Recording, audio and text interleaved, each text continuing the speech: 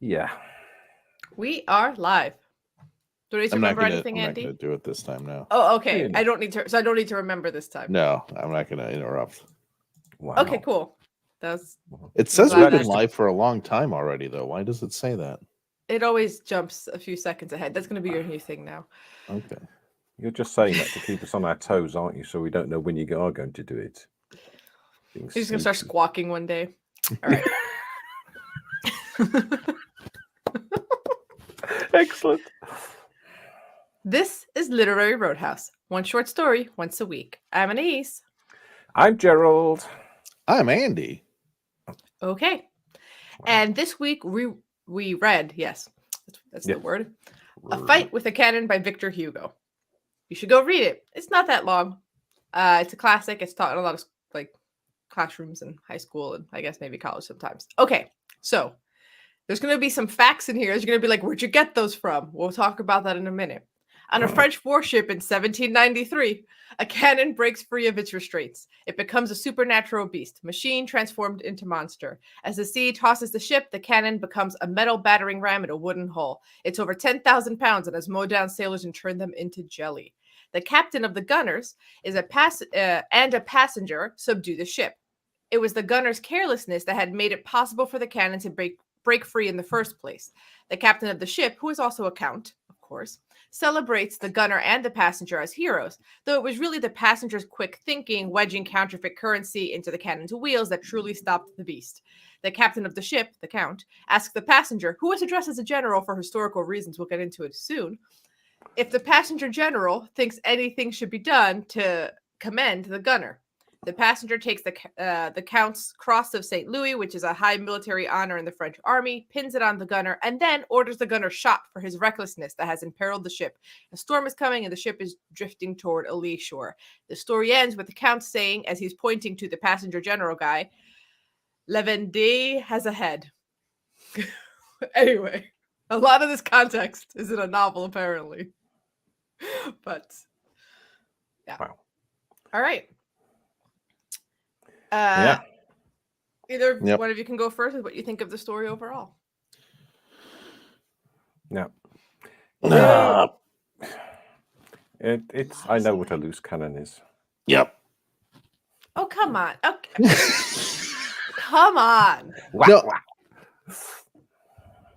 a bunch of this stuff was like, okay, there's the whole thing about how the cannon's almost alive. It's being, yeah, but like it's not being tossed by its own will. It's being tossed by the sea. And the sea's almost alive. Like we already know that about the sea. That's a whole different thing. Like you're just, come on, this is really a story about the sea. You just threw a cannon in there for fun. Yeah. Yeah. Also, they call the one guy a chevalier, but he doesn't have a horse. I think it's also a minor nobility title. Yeah, but he doesn't have a horse. Yeah, They're on but a like he boat. might when he's not on a ship. Yeah, but it means horse guy. I know, but it also just means like a minor noble. Yeah, I know. But he's not with a horse. It's like Chekhov's horse. Yeah, where's the horse? Is at some point during this podcast I can criticize your French pronunciation? Yeah. Yes, please At do. all I'm very points. awful. Yes, at all points. Carry on. Because it's Chevalier. Chevalier. I didn't know it. That's why I said chevalier. Yeah, Chevalier. If you're going to have a language, why not use all the letters? All right. Like most of French English words just give doesn't up do halfway great. down. Listen. Why You can't put talk. all the extra letters there if you just stop pronouncing the word halfway through? All right. So going back to the story. So Gerald, what did you think of the story? Well, I started off by hating it. Cool. Well, there you go. This is coming to be a bit of a habit with me. And then I liked. I thought it was taking such a little tiny thing, and then blowing it up out of all proportion. I liked the visual representations he describes, and I think the actual action and the things that get smashed and broken and the people that get killed. I think he does if you accept he's going to write a little short story or part of a novel about what loose cannon means, then yeah, he did a good job. Did I enjoy it? I sort of ended up feeling meh. It's yeah. So what? Okay. So, okay.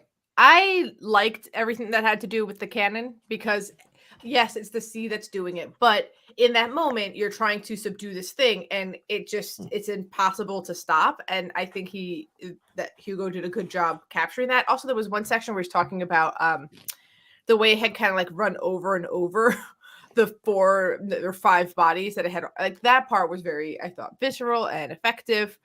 So I liked all of that, though I'd say the thing that I think had me sort of like disoriented was the time, place, political context. I had more fun researching this afterwards to be like, wait a minute, what is going on here? Who is this passenger? Why, like all that kind of thing. Why is he calling him a general? And it made me realize like the part that is timeless is everything having to do with the canon coming loose, feeling like the whole like man versus machine thing. It's this giant heavy thing that can just sort of crush you. It's intimidating to touch. You have to be really smart about how you handle the situation. It can take the whole ship down. Everybody's going to go with it. That part's timeless. But then there's parts of the story that feel like really particular to a time and a place, or like a political moment or a culture.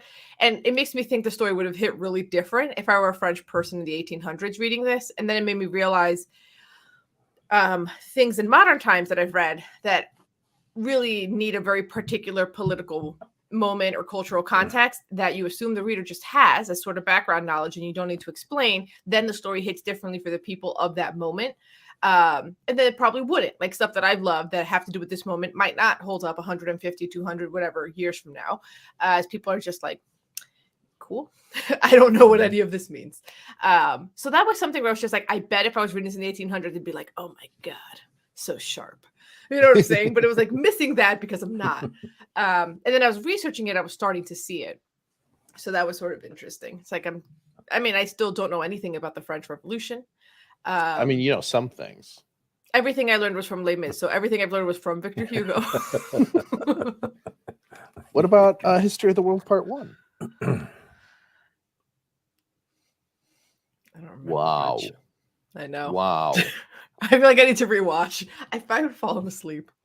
Yeah. They just came out with History of the World Part 2. I know. That's why Excellent. I'm like everyone. Let's just I know. plug Mel Brooks on this podcast because he needs the attention. Sure. No one knows him. Yeah. And as I was researching, I learned that this short story is a chapter from a novel that tells you who the passenger is. There it is. There's all the context you need. Yeah. And apparently, Go ahead. Provide us the context. I was just going to say that is my least favorite version of the thing. Where like, it was track wasn't really a short story. But it is billed as a short story like everywhere. And you have to go in the weeds and comments where someone's like, actually, I'm reading 93 by Victor Hugo, and this is a chapter 93. You're like, oh, interesting. Yeah. Interesting that. And actually, the more you learn about Victor Hugo, the more you're just like, there's definitely things I'm missing here. Because there's nothing about the story that makes me think that Victor Hugo is clearly saying death penalty bad, but he was a death penalty absolutionist, a famous one. So it's like, interesting. Okay. Things like that, which it feels like something's like missing here a little bit because we're not of that time and moment. And he's not explaining it for the intended audience, which was not us. Yeah, but so anyway, so the ship that they're on is a pro-monarchist ship. The Vendée Revolution, it was a lot of peasants who were like generals or like minor nobility who were like elevated to these military roles because they were doing a counter-revolution to the French Revolution against the Republicans. So all of that context is missing here. So the whole like the Vendée has a new head is like this is one of those peasant or minor nobility turned general who is now kind of like being celebrated because of his quick thinking and the punishment that he meted out. Anyway, and apparently in the book, this is just from the Wikipedia because I have not read the novel, but that Hugo does a pretty good job kind of having like bringing an even hand to both sides, even though he's a Republican, and but showing both the cruelty of both sides and the heroes on both sides, and people making big sacrifices on both sides, and the good and bad on both sides, which is interesting. And he sets that up with this is by giving a medal to and then shooting the same guy. So you say there's no absolute. And it was somebody on his own side who made that judgment. Yeah. I was confused because La Vendée is both an area of France and someone to whom something is sold, and I thought, what's the context here? But it's not. It's there's a third context. Yeah, makes sense. Yeah, it almost wishes I could I wonder how it was received at the time with people who know the context and just like get all the little things, Yeah. But the timeless part of it still holds up. So you say this is used in schools a lot. Mm-hmm. Cool. Yeah. Do you know why? Because schools are dumb. I think it's used in schools a lot because of the man versus machine part of it. You know how they always teach man versus man versus nature, man versus machine? There's that part of it. The personification of the canon as an antagonist, a lot of metaphors and analogies. And then also the moral question at the end, which is, should this person who was reckless, does the punishment meet the crime? Also, they were also the person who jumped in and helped stop it. So that sort of, that's kind of, yeah. What do you guys think about the punishment at the end? I thought it sounded very French. Right? Like, give him a medal, now shoot him. And then, probably they all smoke cigarettes. I don't know. I'm being real, antagonistic towards the French today. Oh. I'm sorry, French people. Yeah, they're nice. We like French. Anytime. I suppose the ending illustrates the dichotomy, doesn't it, of reckless causing the problem, but then brave to get in and save the ship from even worse damage. So that's but it's a bit extreme, isn't it? It's sort of, have a medal and then get shot. Is there a sort of slightly less severe? Right? Could they cancel out and instead we just give you a handshake? No medal. Oh, you stupid or person! Flogging. But thanks. Yeah. How about a flogging? Yeah. Well, maybe yes. I'm not into floggings in 2023, but that seems fine in 1793, Yeah, as long as you say we could have shot you. So right. Yeah. In lieu of shooting you. Yeah. As a reward for your bravery. Yes, in recognition. The fact you were very brave. Put your life on the line. And we're all probably going to die, given what's happening with this ship right now. Right. I mean, probably they could still use an extra set of hands on this sinking ship. What if that set of hands isn't securing the cannons? Yes. And demotion. They could have demoted him. That would have been appropriate too. A flogging, a demotion, a thanks. Yeah. And demoted him to whatever the chief rower or something. I don't know. When I was trying to find the context for this, I saw two other little things. One was apparently there's some ahistorical or anachronistic thing about Napoleon. Apparently, some lieutenant of his disobeyed his orders but won the battle, and he was like, "I award you this for winning the battle, and now I must shoot you for disobeying orders." That's apparently not true. That's not what would happen. but it made me think, this is apparently a French stereotype. And then the other thing was it was somebody who was just to put it in modern context, what if there was a drunk driver? He was driving and he had a bunch of passengers, and 3 of the passengers died, but he stayed there and did first aid and called 911, and his quick thinking and the fact that he stayed there and did what he did saved a life or 2 or whatever. What then should happen to the drunk driver? Should they just be commended? They should be punished in some way, and we would punish in some way. We wouldn't kill them.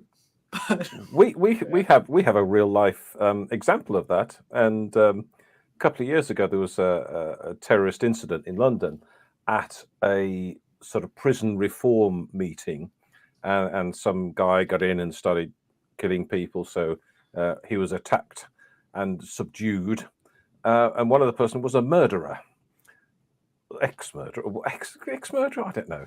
A Former who murderer. has- He wasn't a currently former- murdering. Or it's no, you're always a murderer. But he was given a medal this week, and I thought, you still murdered someone. You know, it's Well, he well did his done for- time.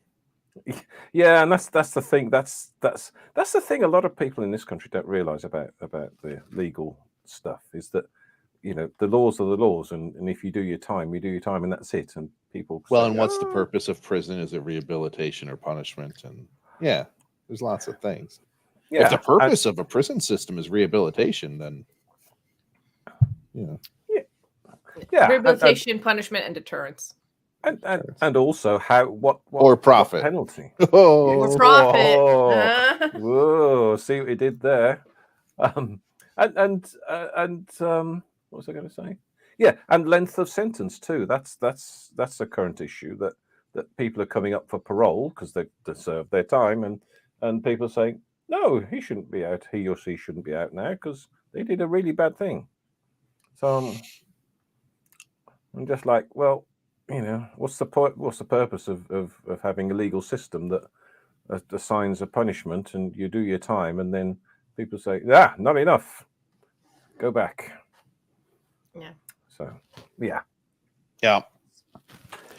it's a problem. As a podcast legal expert, Andy, what's your take? yeah, it's a problem. It's a problem. Okay, sorry, we're off topic. Sorry, Anise. So you guys are against shooting the gunner. That's what I'm picking up. No, I mean, I don't know. That's fine, honestly. No, for as Andy says, That for seemed like the kind of practical. story we were in. Well, Yeah. he did something stupid. He didn't try and sabotage the ship. And if he Yeah. tried to sabotage the ship deliberately, then lock him up or shoot him or something. But the fact is, he did something stupid, and he realizes it was stupid. He's served his time. No, he's served his punishment, and you think, well, naughty man, carry on. I don't know. Five men got turned into jelly, so Yeah, they did. yeah, and the ship's probably gonna sink. Yeah. That's But the most apart from that, evocative part for me because everything else is like wood, metal, battering ram, and it's like, and all of a sudden it gets really gory and grisly, and then it stops. yes, Right. yes, Yeah. yeah. It's kind of. Did it mention Titanic in there? Did I see the word Titanic in there somewhere? I don't know. I'm gonna search for it. Nick. It does say the word Titanic. Maybe awful sight, a Titanic scene, as in Titan, Clash of the Titans and stuff, not the boat. Mhm. Yeah. Like yeah. Ray Harryhausen. Yeah, some of that too. And Ursula Undress, maybe. Oh no, Raquel Welch, wasn't it? Yeah, I think so. Yeah, Raquel Welch. Anyway, we're going way off topic now. Mm-hmm.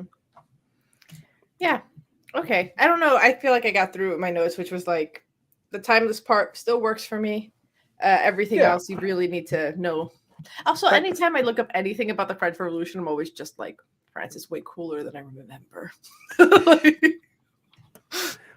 I quite like the fact that now, like we had our pension ages changed some years ago, and the pension ages are going up, and it just happens. But they threatened to do it in France, and they set the place on fire. I know. I like that. Nope, that's not going to happen. And it's not even. I'm trying to remember what they're raising it to. I remember being like, it still seems, from 64. the American context, I'm like, 64? It's from 62 to 64. It's 62 Is what to they're 64. raising it to? yes. Yeah. Yeah. Yeah. Right. We're As an 66. American, it's like, What's your pension age? 65. 65. Well, We're like 66. for some things. Yeah. And like 65.5 is when you can start drawing some things, and other things are going up to 67. Yeah. Yeah. There was a thing over here where they raised women's pension ages from 60 to 65 in one hit. Boom. Like that. Ooh. Which is a bit That's harsh. painful for everyone who's Yeah. like 59. They're just like, next year. And it's like, nope. Oh, no. And it was fairly short notice, a year or a couple of years notice, and say, yep, this is changing. And the year's notice doesn't make a difference. You don't change your age. It might help you Right, financially. hurry up make and some get plans. older quicker. Yeah. So I got to get in under the timeline. Yeah. You might change something about your retirement plans, but that's about it. Yeah, I think so. Yeah, but yeah, Andy, 62 to 64. Wow. Okay. I like this story fine, I guess. Yeah, I think it helps with the context. Thank you for providing context, Anise. That was very good of you. It sort of helps with the context, I find. I had assumed the context was it's very French, and then Annie's provided some context, but like really it just boiled down to like, yeah, it's like very French. And I was like, okay. But like cool. Well, yeah, but like yeah, they didn't have any horses on the boat. It kind of makes me want to like learn more about the French Revolution. Because like even just a little bit. How do you pronounce it, Gerald? Vendée. Vendée. La Vendée. That's what you do when there's two E's and one. The first one has an accent. Day. Yes. Okay. What else you could just do is put like an A there. That's what I was thinking. An AY. That'd be pretty cool. Yeah. But and the E changes depending on whether the accent's one way or the other. So all these rules, but you don't pronounce so many of the letters. That's just I don't get it, France. What letters aren't they pronouncing? Chevalier is all the letters are pronounced. Chevalier. There's an R for one. Oh, okay. Like Chevalier, right? Okay. Yeah. Well, there is that. There is that. Yeah. So, as I was looking up context, just one Wikipedia page, just War in Vendée is like, it's just like giving it a skim. Like, there's so much happening here. There's so many factions. There's all this, and then there's all this art coming out of it. Like, there's a Vendéan rebel, and it's like really cool. And it's wild. And it's just like, I feel like I should know more about this because it seems really intense. And yeah. And the French Revolution is pretty metal. It is. It's very metal. And this part, I think, is part of the Second Revolution. I think it came in a few waves. Anyway. Well, like time of big ships was real metal too. Yeah. And they sang some good songs in the French Revolution. That was quite good. That's what I learned in Les Mis. Also, I love how they kept. So the ship they were on is called a corvette, but of course, reading it in our modern times, I'm just like battering the corvette. I'm like, okay, right, and we're all thinking of the Corellian Corvette from Star Wars. Of course, yes, yeah, yes. That was the context you were referencing. Of course, that's the context I was referring to. I don't know what other context. Oh, you meant the car? Of course not. Oh, who would think of a car? Cool. You see, you use French words, and you pronounce them correctly. Corvette. That's the correct pronunciation. Well done. Well, yeah, because that one's got all the letters in. Maybe if an American car manufacturer called a car La Vendée, the GM Vendée, you might pronounce it better then. I don't know. No, I doubt that. No. Vendée. One of Adrian's favorite things to do is if we're walking through a department store and there's all the French names, is he pronounces it as literal as possible, just to upset like the department store people. Yeah, so like channel. Yeah, channel. Channel. Yes. It's okay. Quite funny when I had a motorhome that was made by a French company called Chausson, Chausson. But the guy I bought it off in the dealership called it Chasson. Yeah. I said, they don't call it Chasson. He said, no, they do. That's what they call it. I said, no, they don't. That's not how you pronounce French words. Yeah, Chasson. Silly ass. Anyway, enough of me. Chausson. Chausson. Yeah, something like that. Chausson. And you don't pronounce the N. Oh, it's sort of there Yeah. in the background. You don't even pronounce the N in no. What? How do you say no in French? Oh, the second N, no. Yeah, the second N. The Because no definitely needed an additional N. All right, France. That's good. So yes, right, we'll it's prompted some discussion of French language. That's good. We can do 2 ratings, one for the story and one for the French language. The French. The fact it's French. Okay. I think I'm going to do a 3. I didn't really see the point of it. So thank you. Okay. Sorry. Yeah. Okay. I think I'm also doing a 3 because on the one hand, I was like, this is really well written and evocative. But also like, oh man, I really don't care and I don't like it. But it's really like, what am I ever going to say? Victor Hugo's not good at making words? Like, that's not true. No. It's real good at making words. I didn't like it though. So you're saying like it's a bit of a dichotomy. There's 2. It's a bit of a dichotomy. A bit of a thing here, yeah. Yeah, it's some real good words in there. Didn't like the order they were in.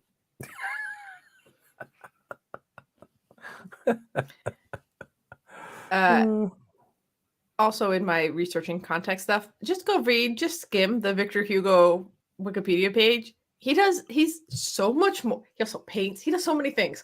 And his wife, Jesus, like she's having affairs. She's writing stuff on her own. She's all over the place. She's a muse for other people. Wow. Also very French. Yes. Okay.